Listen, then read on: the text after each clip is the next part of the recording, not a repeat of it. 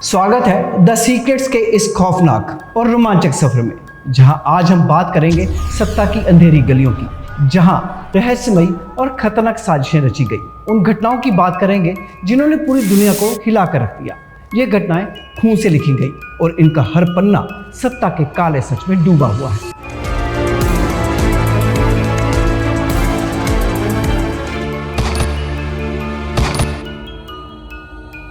नमस्कार, मैं हूं गौरव शर्मा और आज हम बात करेंगे उन चेहरों की जिन्हें इतिहास बदलने की सजा मिली, और उन साजिशों का पर्दाफाश करेंगे जिनमें राजनेताओं का लाल रंग से सना खेल खेला गया। सत्ता का लाल रंग, ये श्रृंखला आपको सत्ता की उन कहानियों में डुबो देगी जो रहस्यमय घटनाओं, साजिशों, हत्याओं और षड्यंत्रों से भरी हुई हैं। ऐसे पन्ने खुलने वाले हैं जिनकी सच्चाई जानकर आपकी भी रूह कांप उठेगी। बात करते हैं उन घटनाओं की जिनमें शामिल थी दुनिया के सबसे ताकतवर नेताओं की हत्याएं, उन षड्यंत्रों की कहानी जिन्होंने इतिहास को बदल कर रख दिया। शुरू करते हैं अब्राहम लिंकन से। संयुक्त राज्य अमेरिका के 16वें राष्ट्रपति अब्राहम लिंकन को न केवल अमेरिका के सबसे महान नेताओं में एक गिना जाता था, बल्कि उन्हें दास प्रथा के उन्मूलन और अमेरिका को एकजुट रखने के उनके प्रयासों के लिए भी याद किया जाता है। उनके साहसिक नेतृत्व में देश को उस कठिन समय में मार्गदर्शन दिया गया जब अमेरिका गृह युद्ध से जूझ रहा था। उनके द्वारा पारित किया गया इमसिप्शन प्रोक्लेमेशन दासों को स्वतंत्रता दिलाने की दिशा में एक बड़ा कदम था, जिन्हें लिंकन को जनता का भरपूर समर्थन और सराहना मिली थी। लेकिन दूसरी तरफ दक्षिणी राज्यों के समर्थकों में असंतोष और आक्रोश पैदा हो गया।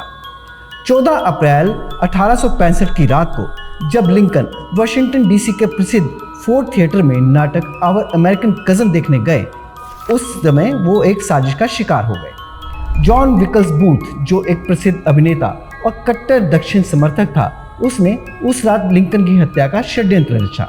बूथ को इस बात का गहरा आक्रोश था कि लिंकन ने गृह युद्ध के दौरान दक्षिणी संघीय राज्यों को पराजित किया और दास प्रथा को खत्म किया। उस रात जब नाटक का सबसे मजाकिया दृश्य चल रहा था और पूरा थिएटर दर्शकों की हंसी से गूंज रहा था, तभी बूथ ने चुपके से राष्ट्रपति की बालकनी में प्रवेश किया। उसने अपनी .44 कैलिबर की पिस्तौल से करीब से गोली चलाई, जो सीधे लिंकन के सिर पर लगी। गोली लगते ही लिंकन बेहोश हो गए और उनकी स्थिति गंभीर थी। इसके बाद बूथ ने बहुत नाटकीय ढंग से मंच पर कूदते हुए अलग अलग तरह के नारे लगाए और भागने में सफल हो गया। इस जघन्य घटना ने पूरे अमेरिका को शोक और सदमे में डाल दिया। लिंकन को तुरंत पास के घर में ले जाया गया, जहां अगली सुबह 15 अप्रैल 1865 को उनका निधन हो गया। उनकी मौत ने पूरे राष्ट्र को एक गहरे अवसाद में डाल दिया, क्योंकि उनका नेतृत्व गृह युद्ध से टूटे देश को फिर से जोड़ने और उसे स्थिरता प्रदान करने के लिए महत्वपूर्ण था। इस हत्या ने न केवल एक महान नेता का अंत किया, बल्कि एक राष्ट्र की आशाओं और सपनों पर भी गहरा आघात किया। लिंकन की हत्या आज भी सरकारी दस्तावेजों में दफन है, लेकिन इसने पूरे देश को शोक में डुबा दिया। उसके फैसलों का खून से हिसाब लिया गया। अब बारी आती है एक और राजनीतिक हत्या की, और वो हत्या है बापू की, यानी महात्मा गांधी। बापू 30 जनवरी 1948 को नाथूराम गोडसे की गोलियों का शिकार हुए।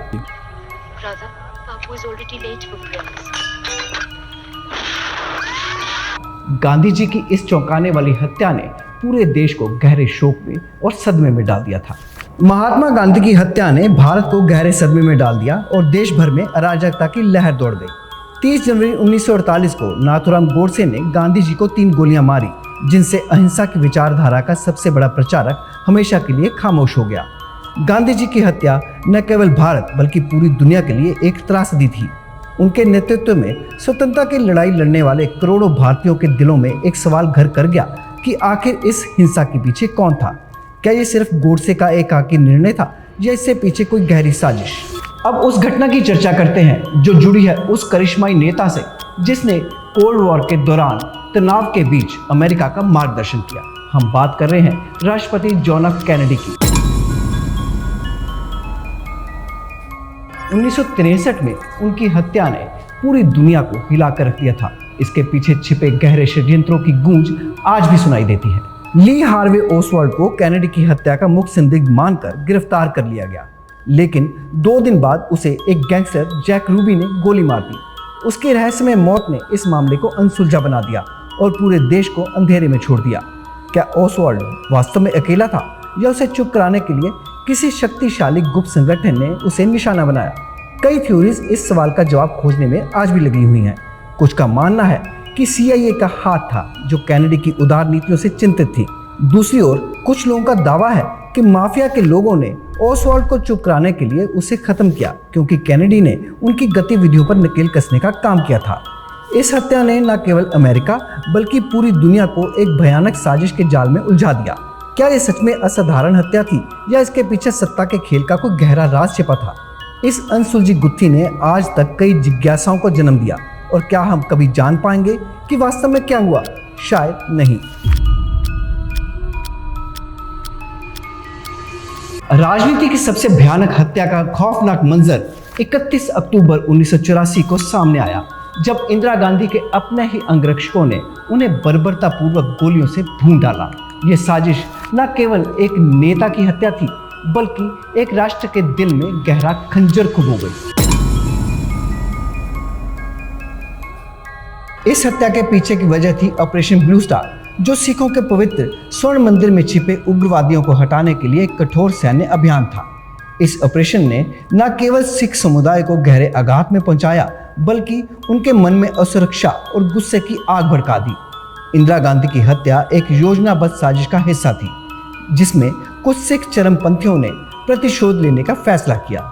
उनके हत्यारों सतवंत सिंह और बेअंत सिंह ने इस कृत्य को सिख समुदाय की दुर्दशा का प्रतिरोध माना। इसके परिणामस्वरूप पूरे देश में भड़क उठे सिख विरोधी दंगों ने हजारों निर्दोष लोगों की जान ले ली, जिससे यह घटना भारतीय राजनीति के इतिहास का सबसे काला अध्याय बन गई। इस हत्या के बाद देश में धार्मिक तनाव और विभाजन की दीवारें भी खड़ी हो गई। इंदिरा गांधी की हत्या ने न केवल एक महान नेता को खो दिया बल्कि देश के सामंजस्य को भी तोड़ दिया। इसके प्रभाव लंबे समय तक महसूस किए गए और भारत की राजनीति में एक ऊंचाई पर सांप्रदायिक दंगे और अस्थिरता ने अपनी जड़ें मजबूत कर ली। इस घातक हत्या ने भारतीय समाज को और भी ऐसे मोड़ पर लाकर खड़ा कर दिया जहां धर्म और राजनीति के बीच रेखा बहुत धुंधली हो चुकी थी। इंदिरा गांधी की हत्या के बाद उनके बेटे राजीव गांधी ने सत्ता की बागडोर संभाली, लेकिन राजनीतिक उथल पुथल के बीच 21 मई 1991 को लिबरेशन टाइगर्स ऑफ तमिल इलम यानी लिट्टे के एक आत्मघाती हमलावर ने उन्हें निशाना बनाया। यह कृत्य न केवल एक नेता का अंत था बल्कि भारत की राजनीति में गहरा धक्का था। राजीव गांधी की हत्या एक खतरनाक साजिश थी जिसका धागा लिट्टे से जुड़ा था। 21 मई 1991 को एक आत्मघाती हमलावर ने चुनावी रैली के दौरान उन्हें विस्फोट से उड़ा दिया, जिससे भारत का राजनीतिक भविष्य एक बार फिर संकट में आ गया। इस कृत्य के पीछे की मंशा केवल प्रतिशोध नहीं थी बल्कि ये सत्ता के लिए एक बड़े खेल का हिस्सा था। लिट्टे ने यह हत्या अपने नेताओं के खिलाफ भारतीय सरकार के ठोस कदमों का जवाब देने के लिए की। इसके अलावा सूत्रों के अनुसार इस हत्या की साजिश विभिन्न विदेशी ताकतों के इशारों पर तैयार की गई जो भारत की राजनीतिक स्थिरता को अस्थिर करना चाहते थे। राजीव गांधी की हत्या ने भारतीय राजनीति को एक नए दौर में धकेल दिया जहां आतंकवाद और राजनीति के बीच का रिश्ता और भी जटिल हो गया। ये घटना न केवल सत्ता के संघर्ष को उजागर करती है बल्कि ये भी दिखाती है कि कैसे राजनीति में सत्ता की भूख और खूनी साजिशें एक दूसरे के साथ जुड़ जाती हैं, जिससे देश का भविष्य दांव पर लग जाता है। 1992 में पंजाब के तत्कालीन मुख्यमंत्री बेअंत सिंह की हत्या ने पूरे देश को हिलाकर रख दिया। ये घटना 31 अगस्त को चंडीगढ़ के सचिवालय में हुई जब उनके काफिले पर बम धमाका हुआ। इस हमले की जिम्मेवारी खालिस्तानी आतंकी संगठन बब्बर खालसा ने ली थी। बेअंत सिंह को आतंकवाद के खिलाफ उनकी बड़ी कार्रवाई के लिए जाना जाता था। उनकी हत्या ने पंजाब की राजनीतिक स्थिति को बिल्कुल बदल कर रख दिया और अस्थिर कर दिया था। 31 अगस्त 1995 में चंडीगढ़ सचिवालय के बाहर एक ऐसा दिन था जिसने पंजाब की राजनीति और देश की सुरक्षा को हिलाकर रख दिया। पंजाब के तत्कालीन मुख्यमंत्री बेअंत सिंह, जो आतंकवाद के खिलाफ अपने सख्त रुख और कड़ी कार्रवाई के लिए जाने जाते थे, उस दिन एक घातक बम हमले का शिकार हुए। बेअंत सिंह ने अपने कार्यकाल के दौरान पंजाब में फैले आतंकवाद पर कड़ी लगाम कसने का प्रयास किया, जिससे आतंकवादी संगठनों की गतिविधियों पर रोक लगाई जा सके। लेकिन उनकी हत्या ने यह दिखाया कि आतंकवाद की जड़ें कितनी गहरी थी। इस आत्मघाती हमले की जिम्मेदारी खालिस्तानी आतंकवादी संगठन बब्बर खालसा ने ली थी। हमलावर दिलावर सिंह नामक एक पुलिस कांस्टेबल था जिसने अपनी कार में बम रखा हुआ था और बेअंत सिंह के काफिले के पास पहुंचते ही उसने उसमें विस्फोट कर दिया। इस धमाके में बेन सिंह समेत 17 अन्य लोग मारे गए। अब हम बात करेंगे मोहम्मद नजीबुल्लाह की हत्या की, जो 1996 में अफगानिस्तान के राष्ट्रपति थे। उनकी बर्बर हत्या ने देश की राजनीति में एक नया अध्याय जोड़ा, जहां सत्ता के संघर्ष में मानवता की सीमाओं को लांघ दिया गया और तालिबान का उदय हुआ। मोहम्मद नजीबुल्लाह, जो 1987 से 1992 तक अफगानिस्तान के राष्ट्रपति रहे, सोवियत संघ के समर्थन से सत्ता में आए थे। उनकी सरकार का पतन 1992 में मुजाहिदीन द्वारा किया गया, लेकिन नजीबुल्लाह ने काबुल में संयुक्त राष्ट्र परिषद में शरण ले ली। 1996 में तालिबान ने काबुल पर कब्जा किया और नजीबुल्लाह को पकड़ लिया। उनकी हत्या ने एक ऐसा तूफान खड़ा किया जिसका असर अफगानिस्तान के भविष्य पर पड़ा। नजीबुल्लाह को निर्मम तरीके से मार दिया गया। उनके शव को सार्वजनिक रूप से प्रदर्शन के लिए लटका दिया गया। ये न केवल एक व्यक्ति की हत्या थी, बल्कि ये सत्ता के लिए की गई एक बड़ी राजनीतिक साजिश का हिस्सा भी थी। कुछ सूत्रों का दावा है कि नजीबुल्लाह की हत्या न केवल तालिबान की करतूत थी, बल्कि विदेश में लिखी गई कुछ साजिशों के अनुसार ये एक ठोस योजना का परिणाम थी, जिससे विभिन्न शक्तिशाली देशों को दिलचस्पी थी। उनका शासन खत्म करने की आवश्यकता थी ताकि अफगानिस्तान में नई राजनीतिक स्थिति उत्पन्न की जा सके जो उन देशों के लिए फायदेमंद हो। लीबिया के तानाशाह मुअम्मर गद्दाफी को भी उनकी तानाशाही की सजा मिली, किसी राजनीतिक विरोधी के हाथों नहीं, बल्कि लीबिया की जनता ने दुखी होकर उन्हें मौत के घाट उतार दिया। गद्दाफी ने 4 दशकों तक तानाशाही से लीबिया पर शासन किया। 20 अक्टूबर 2011 को विद्रोही दलों द्वारा उनके गृह नगर सिस्ते में उन्हें पकड़ लिया गया और बेरहमी से उनकी हत्या कर दी गई, जिससे न केवल लीबिया में अराजकता फैली, बल्कि पूरी दुनिया को हिलाकर रख दिया गया। ये उनकी बेरहमी से हत्या न केवल लीबिया बल्कि पूरी दुनिया को चौंका देने वाली थी, जिससे सत्ता का शून्य और अराजकता फैल गई और लीबिया आज भी उसे झेल रहा है। मुअम्मर गद्दाफी, जिन्होंने 4 दशकों तक तानाशाही से लीबिया पर शासन किया, उसकी हत्या 20 अक्टूबर 2011 को हुई। विद्रोही बलों ने उन्हें उसके गृह नगर सिरते में पकड़ लिया और नृशंसता से उन्हें मार डाला। यह हत्या सिर्फ एक व्यक्ति का अंत नहीं थी, बल्कि पूरे शासन का पतन था।